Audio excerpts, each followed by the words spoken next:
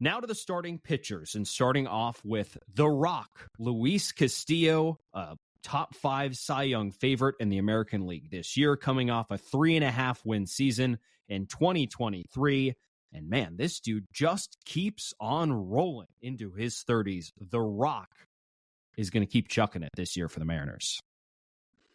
Look, he finished 5th in Cy Young voting last year. Who's to say he can't replicate that or build on that here in 2024?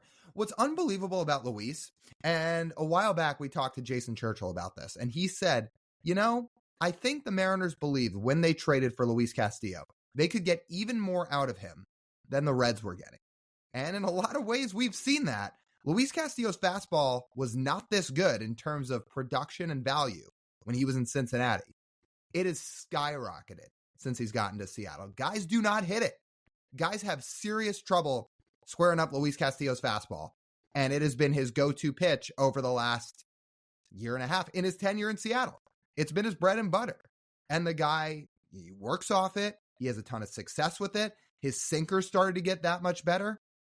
Like, for a guy that's entering his age 31 season, I still think he's getting better.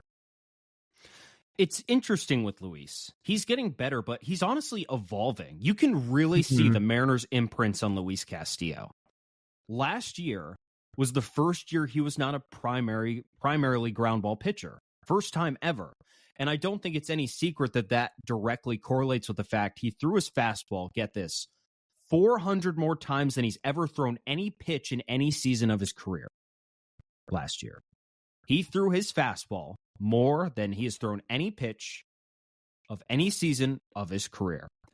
So safe to say he was living and dying by the heater last year. His 4-seam fastball was his bread and butter in 2023.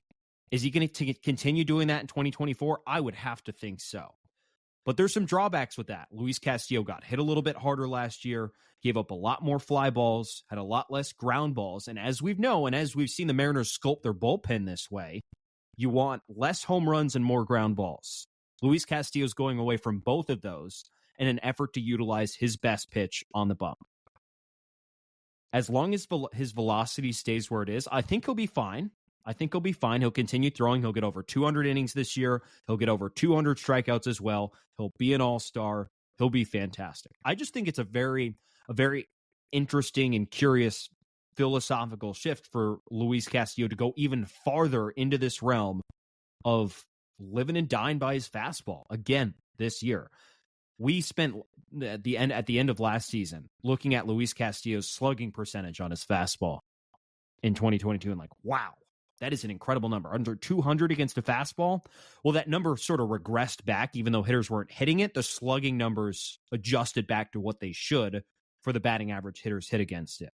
I hope that doesn't creep further in that direction up, and hopefully it comes back down instead, because that is a big key to Luis Castillo's success this year. Again, you just documented it, but it is a guy who relies heavily on the fastball all of a sudden. It's funny because he used to rely on the changeup. Early in his career, his changeup was dominant. I don't really know exactly what's happened to it over the years. It's not really a wipeout pitch for him anymore. In fact, the last couple of years, it's been his weakest offering just in terms of run value.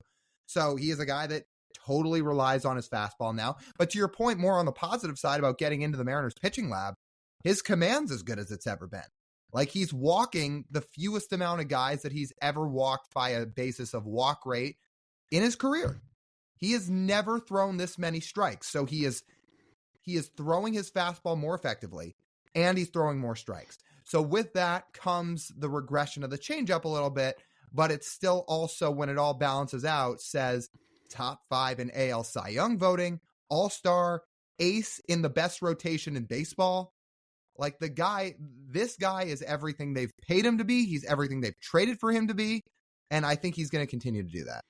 It's remarkable how he's almost pitched through glaring red flags. When I mentioned the home runs, he gave up a ton more home runs than he had the season prior when he first got traded to Seattle. His average launch angle tripled against him in the last 3 seasons. It has tripled. So usually when you look at a pitcher and you see that, you go, oh my God, that's not a good thing. but somehow this dude pitches through it.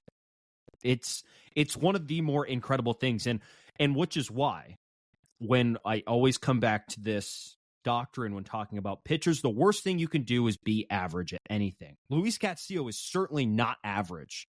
His arm slot, the release point of his fastball, the movement profile of it is as unique as it gets, and he utilizes it by throwing it as much as he humanly can. It's pretty incredible. Yeah, and that fastball sinker, it's done wonders for the guy.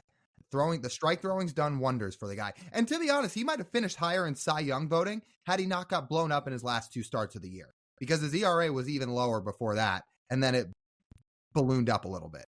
So take those out, Luis might have been a finalist for the Cy Young. And we expect him to be a finalist this year.